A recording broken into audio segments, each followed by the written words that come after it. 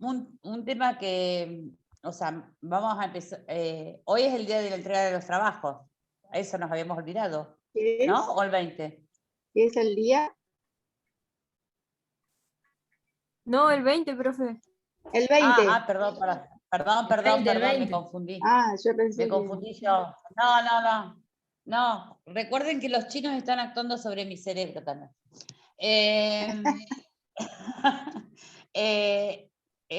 No te asustes, no, tranqui. Buah. O sea, previo al desarrollo de la unidad 2, me parece que es importante, o sea, vieron que el día de, o sea, el martes estuvimos trabajando acerca del contenido, o sea, cómo se construye el contenido escolar, y me parece que previo al desarrollo de la unidad curricular, a la unidad que está vinculada con el currículum, era importante empezar a remirar o tener un acercamiento a lo que prescriben las normas acerca de esta escuela secundaria que ustedes van a tener que habitar, o sea, que ustedes habitaron en algún momento y que ahora remite, o sea, o remite a repensarlo. Esperen que, no, perdón, desactivé a alguien el audio, perdón. Esperen, porque ustedes se silencian, pero yo no soy quien para desactivarlo. O sea, a empezar a mirar qué se prescribe desde las normas acerca de la educación secundaria. No sé si fui clara, digamos, ¿no? La escuela secundaria hoy remite, o sea, a partir de la Ley de Educación, la Ley Nacional de Educación, de alguna manera plantea un mandato, o sea, replantea una remirada acerca, bueno, lo que es hoy la escuela secundaria. Voy a poner en la opción compartir pantalla. Ahí se ve, ¿no? Sí, ahí sí. Claudia está silenciada. Sí. Bien. ¿Te silenciaste voy? Bien. En realidad, justamente lo que vamos a empezar a hablar, ¿no? Que en realidad la escuela secundaria, sí, ustedes estamos hablando de didáctica general, digamos, para pensar la enseñanza en el ámbito de una institución escolar. En realidad la educación secundaria, desde sus orígenes, ¿sí? Estaba vinculada con una escuela para pocos, ¿no? Digamos que esta organización institucional estaba vinculada con una matriz selectiva. ¿Por qué? Porque en realidad el único nivel de escolaridad obligatorio a partir de la ley 1420 y lo que plantea la Constitución Nacional era la escuela primaria, ¿no? Que en realidad ofrecía la escolaridad primaria, ofrecía, digamos, la alfabetización, tanto en matemática, lengua, o sea, la idea de favorecer una cultura común y a su vez plantear esta cuestión, no solo la identidad y el idioma nacional.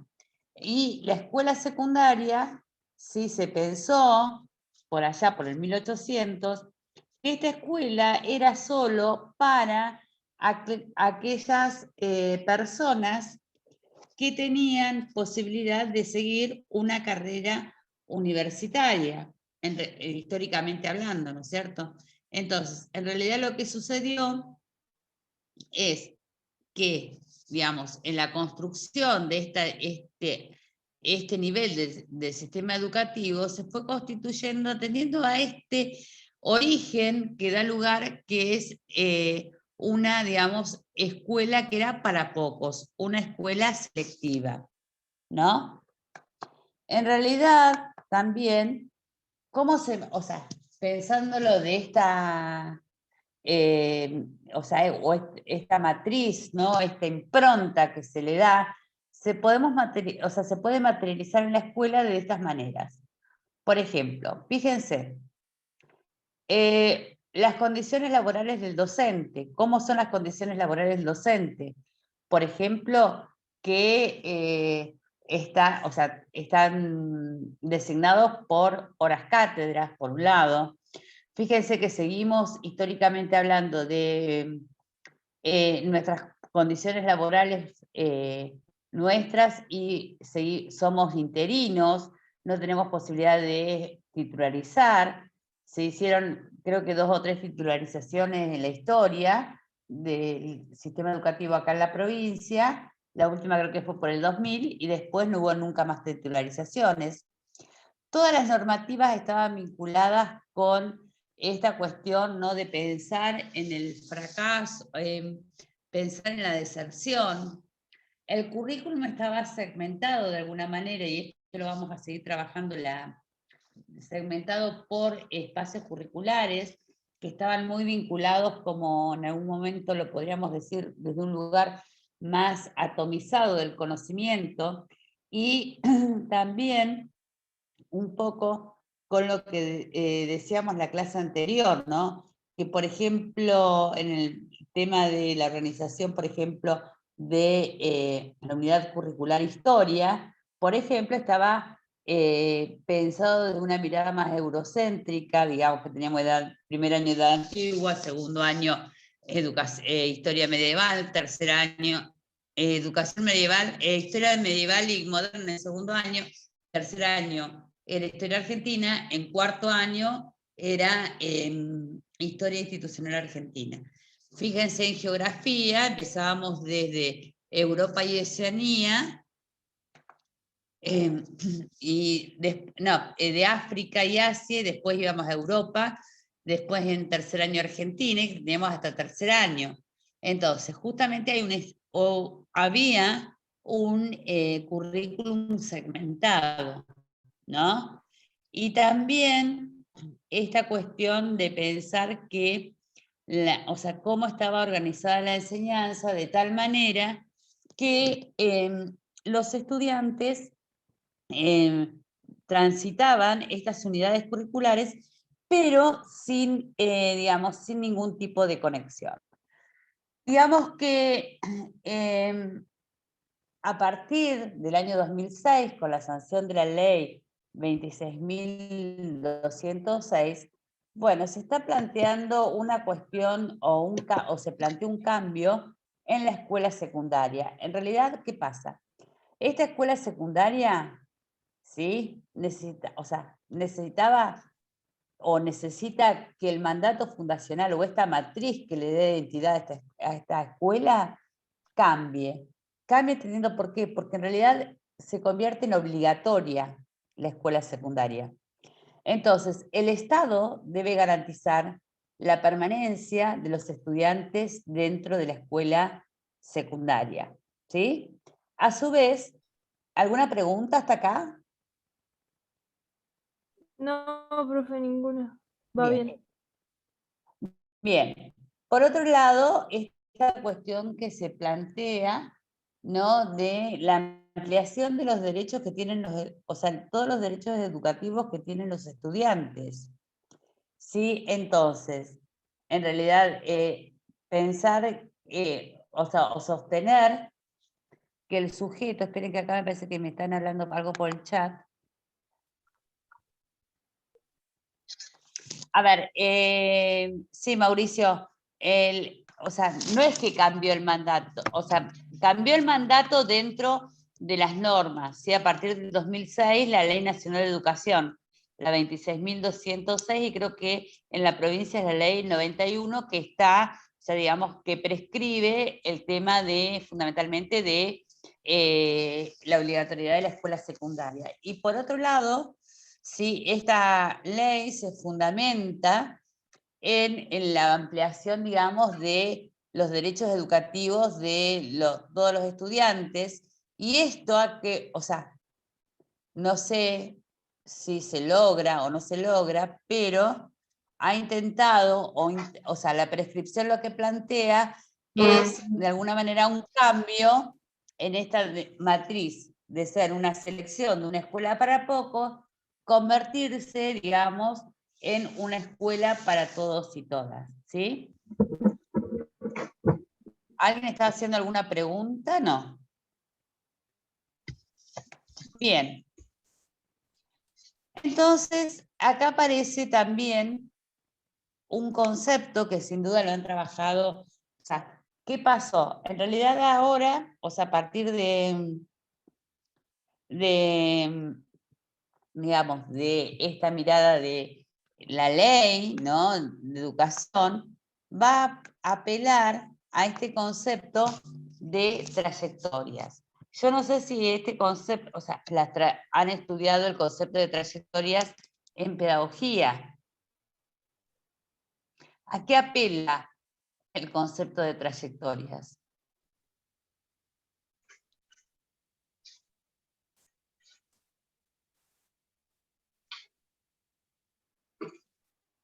No hay respuesta.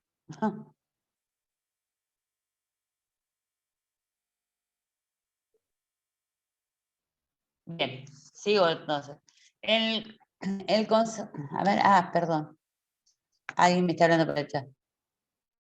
No escuché la idea de camino, perfecto, ¿no? En realidad es un concepto que lo trajo a colación, que lo trae Flavia Terici, ¿sí? Y en realidad viene de la mano de la sociología. En realidad, tal cual como lo dice Mauricio, ¿sí? Cuando hablamos de trayectorias, hablamos de caminos, ¿sí? De ideas. Espérenme un chiquitín. ¿Por qué sustituye los objetivos, Mauricio? ¿Qué estás diciendo?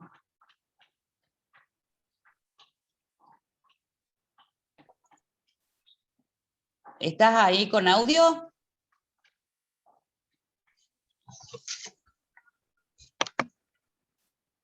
Bueno. Ok. No entiendo, escribímelo por el chat entonces. ¿O te bloqueé yo? Bien. En realidad tiene que ver con el concepto de trayectorias, tiene que ver con esta idea de camino, ¿no?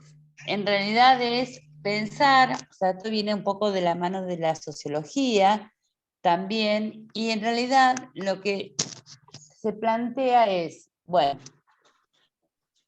esta trayectoria, si este camino que recorre el estudiante, ¿cómo es? Entonces, vamos a hablar de dos tipos de trayectorias. Por un lado tenemos, cuando hablamos de trayectorias de este camino, podemos hacerlo de varias maneras, ¿sí? En realidad la escuela nos va a decir que hay unas trayectorias teóricas, que el chico empieza, o los chicos, las chicas, comienzan su formación a partir de los 5 años hasta los 17, ¿no? Eso vendría a ser lo que se denomina la trayectoria teórica, es decir, que el estudiante empieza y termina, ¿sí?, hasta, o sea, con determinada edad y determinado tiempo. Es lo que de alguna manera también Flavia Terici va a decir, bueno, los estudiantes tienen cronologías de aprendizaje, ¿sí?, que de acuerdo a su edad van a aprender de esta manera. Pero por otro lado, también podemos hablar que no siempre no siempre hay trayectorias, o sea, teóricas. Si yo preguntara a muchos de ustedes, sí, o sea, las trayectorias teóricas empiezan y terminan en un nivel de acuerdo a la edad prevista en los tiempos previstos. Hay muchos estudiantes que empiezan en un momento histórico y dejan, vuelven, van, vienen, ¿sí? Esto es lo que se denomina, ¿sí?, trayectoria real, ¿no? Fíjense que en la escuela secundaria sucedía que los estudiantes empezaban primer año, dejaban segundo año, esperaban 2 o 3 años, volvían, y si tenían esta cuestión que que se denomina, que es tan común, que se denomina que tienen sobreedad, o sea, digamos, lo enviaban a otra escuela para, digamos, la sobredad. En realidad, la trayectoria real estaría vinculado estrictamente con lo que el sujeto vive, ¿sí?, en todo su recorrido escolar, ¿sí? Que sea, o sea, se ha dejado o no ha dejado, pero también podríamos decir que hay una regla que en realidad el estudiante, más allá de que abandone, siempre de una manera u otra vuelve a la escuela, ¿no? Y también es cierto que en esta trayectoria, si en estos lapsos que el chico no estuvo escolarizado, ha pasado por otras instancias que no significan que sean las estrictamente escolares, por diferentes tipos de talleres, pueden haber pasado por otras instancias educativas, ¿sí? ¿Se va entendiendo hasta acá? Pregunto. ¿Alguna duda? Profe, Sí, Adriana. ¿sería entonces en la trayectoria teórica y la trayectoria real? Claro, Flavia Terilla habla de dos tipos de trayectoria. La Bien. teórica y la real. Sí, que si yo les pregunto, ¿todos ustedes empezaron y terminaron en los tiempos que estaba prescripto por el sistema educativo? Yo la secundaria sí, pero bueno, en la universidad empecé hace 2 años. ¿Y hace cuánto terminaste la escuela primaria? La escuela secundaria. Y 20 años. Ujú. Bien, y o sea, en ese lapso hiciste un montón de cosas. Desde trabajar, Sí, supongo. trabajar y trabajar. No, Está bien. trabajé en un supermercado durante 20 años y bueno, recién hace 2 años pude dejar de trabajar y dedicarme a lo que medianamente siempre me gustó. Mira, acá dice, ¿cómo se llama? ¿Vale? Ay, espera. Por un lado, Malena dice que empezó la escuela, yo en mi escuela técnica hice 7 años, claro, de formación porque era de 7 años.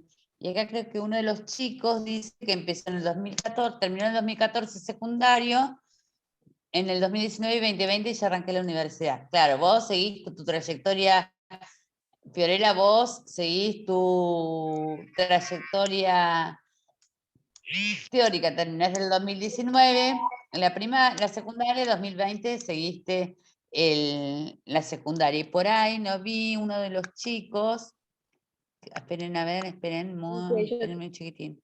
Acá decía uno de los compañeros, Facundo, que terminó en 2014, pero empezó la universidad el año pasado. O sea que en ese lapso de los 2014 al 2020, digamos, hiciste otro montón de cosas. Que sin duda, sí, bueno, como también pensemos que la universidad es un nivel que no es obligatorio, pero sin duda habría que pensar todas las cosas, o sea, deberíamos pensar en todos tus recorridos formativos que has tenido en, digamos, en estos 6 años. Y por otro lado, Matías también, la secundaria, vos también, Matías, le diste rápido. Terminaste en 2014 la secundaria y en 2015 empezaste a estudiar. Bien. Pero, de alguna manera, lo que intenta, o sea, lo que se intenta que se ponga en acto en las escuelas secundarias es cambiar esta mirada de este sujeto que es un sujeto, digamos, como como una página en blanco, ¿no? Es decir, pensar este sujeto que porta con todo un montón de significados, o de situaciones de vida que permitiera o permitiese, o sea, digamos, darle la oportunidad, o sea, que este sujeto sí sea considerado un sujeto de derecho y que sea considerado también como que es un sujeto histórico. Por eso es que se plantea esta idea de que está plasmado en la ley y en las resoluciones del Consejo Federal de Educación, que dan cuerpo a pensar esta escuela de una manera diferente, pensar que esta escuela debería ser diferente. Fíjense, yo, bueno, no sé si han tenido ustedes o han escuchado, que también frente a esta polémica, si la presencialidad de las clases, sí, no, todo lo que se plantea, una diputada nacional, provincial, digo, había hecho un proyecto de ley de declarar la emergencia educativa y ella hablaba de las trayectorias inconclusas. En realidad, si nosotros nunca podemos hablar de trayectorias inconclusas, sino que debemos apelar, digamos, a favorecer, digamos, las trayectorias, o sea, recuperar las trayectorias reales de los estudiantes y a partir de ahí ir revisando nuestras prácticas de enseñanza. Por eso hay, o sea, la idea de trayectoria no implica solo el recorrido, sino que implica también repensar esta escuela, ¿no? No es tampoco contener, o sea, contener, a ver, no quiero ser peyorativa, pero no, digamos, hacer una contención pensando en el pobrecito o en la caridad, sino por sobre todas las cosas revalorizar las historias que tienen los estudiantes, las historias de vida que tienen los estudiantes.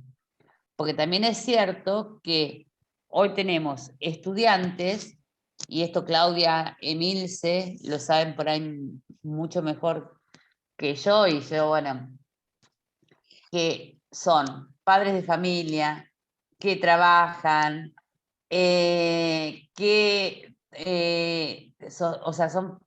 que trabajan, que sostienen el hogar. Entonces, no es digamos, niño que le faltaban cosas, sino que tienen otro montón de cosas y que muchas veces no se recuperan todas las vivencias que tienen los estudiantes. Claudia, me estás asintiendo. No sé qué. No, es cierto. Hoy tienen otras vivencias y eso se recupera también. Eso, bueno, los alumnos tienen, como decís, otros tránsitos y también esto se ve, bueno, ampliado de acompañar esa trayectoria en las normativas, en la ley y en una resolución, la 9309 creo que era. Sí, sí.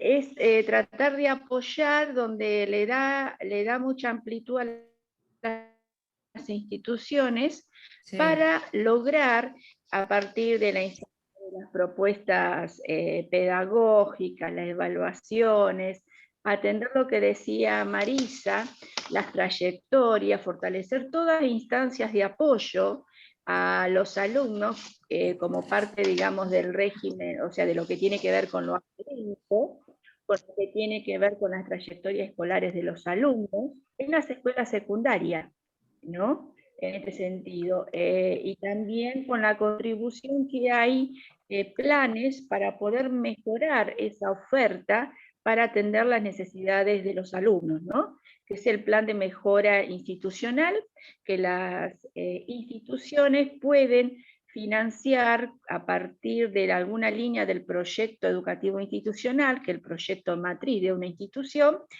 para fortalecer algún aspecto de la institución que tenga que ver con las trayectorias y los aprendizajes de los alumnos también, ¿no?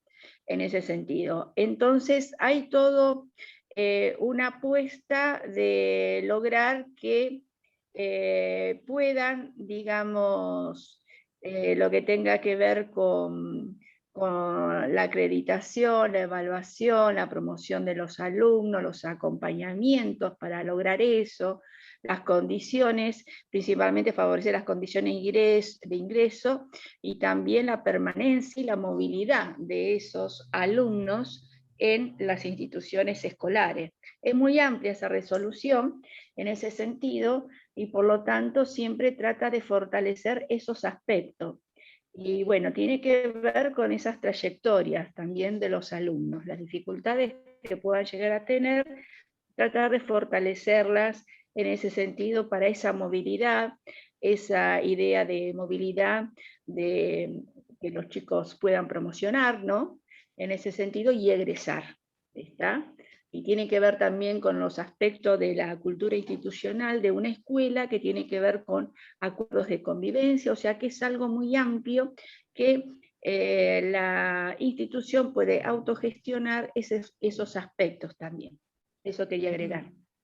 Sí, y también ya que estás vinculando esta cuestión de que lo vamos, o sea, que en realidad también lo que plantea esta resolución, que digamos, vendría a ser que una resolución tiene como un formato de ley, porque está acordada por todos los ministros del país, digamos, lo que planteaba también, que también fue muy, digamos, muy rechazada, es que después que el vínculo de la escuela secundaria con el contexto social y el contexto socioeducativo. Entonces, en realidad, la escuela secundaria, o sea, en realidad se generó dentro del ámbito nacional y después creo que ahora cambió de nombre, pero no sé exactamente el nombre que tiene ahora, hoy que convive en las instituciones, se creó un programa de políticas socioeducativas y entre ellos lo que estaba, una de las cuestiones eran los famosos CAJ, Centro de Atención Juvenil. Espera que acá... No se cortó. Los CAJ, que en realidad la intención era, por un lado, recuperar digamos, lo que los estudiantes, APAE se llama ahora, proyecto de acompañamiento, que es, no sé cómo es ahora. Era CAJ en su momento, Programa de Acompañamiento Educativo. Ah, gracias, Mauricio. En realidad, el tema era que estos CAJ, en realidad la idea fundamental era acompañar a los estudiantes para que puedan sostener, digamos, pero digamos, el origen está dentro de los CAJ, ¿no? Los centros de atención, centros de atención juvenil, ¿no? Centro de actividades juveniles. En realidad está vinculado estrictamente con qué, o se debería haber puesto en acto en las instituciones, que en realidad conocer cuáles eran las trayectorias de los estudiantes y ver si el tránsito por, por este centro de actividades permitiera que el estudiante, ¿sí?, pudiera transitar su escolaridad, digamos, no, o sea, digamos, como sostener esta idea de la obligatoriedad y esta idea de sujeto de derecho a partir de los intereses de los propios estudiantes. En realidad, los CAGs estaban organizados con una, digamos, coordinadora que estaba en cada institución, y esa institución, o sea, y en realidad esta institución, esta coordinadora debería conocer las características de cada, o sea, de las trayectorias escolares de cada uno de los estudiantes, y a partir de ahí organizar diferentes tipos de talleres que no tenían que ver con lo académico, sino que tenían que ver con sus intereses, desde lo artístico, desde lo, digamos, lo deportivo, y que a partir de ahí puedan, de alguna manera, sostener su otro recorrido dentro de la escuela. En realidad lo que se intentaba era que tanto este programa con la escolaridad formal vayan de la mano para de alguna manera sostener la permanencia y el habitar del estudiante. Y también acá aparece otra cuestión que es muy interesante, que marcó esta ley, que es el concepto de inclusión, ¿no? Que no implica solo, o sea, digamos, es un cambio filosófico hablar de inclusión. Implica un cambio de la escuela, un cambio de nuestra, o sea, tendríamos que empezar a hacer un trabajo de constructivo nosotros para pensar que no es, o sea, no es solo pensar en este chico que viene a la escuela con discapacidad, ¿no? Sino pensarnos nosotros mismos en respetar a esos otros, otras, otres, con diferentes miradas, con diferentes entornos socioculturales, con diferentes modos de comunicarse, ¿sí? ¿Alguna pregunta hasta acá?